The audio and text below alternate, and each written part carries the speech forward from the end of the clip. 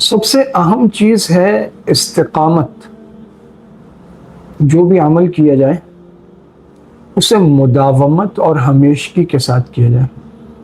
एक आदमी वक्ती जज्बे के तहत खड़ा होता है और पूरी रात नवाफिल पढ़ता है, कई पारे तिलावत करता है और फिर 5-7 दिन वो चलता है, फिर उसमें कमज़ोरी आती है, फिर और कमज़ोरी आती है और फिर वो छोड़ देता है।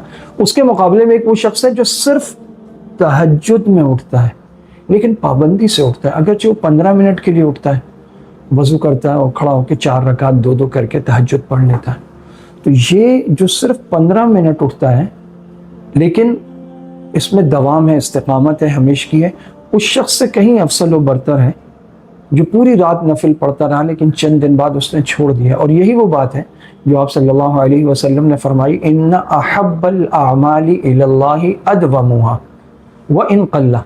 अल्लाह के नज़दीक सबसे ज़्यादा पसंदीदा अमल वो है जिस पर मुदावमत हो, इस्तिकामत हो, हमेशगी हो, पाबंदी हो, व इन क़ल्ला, अगरचे वो कम हो।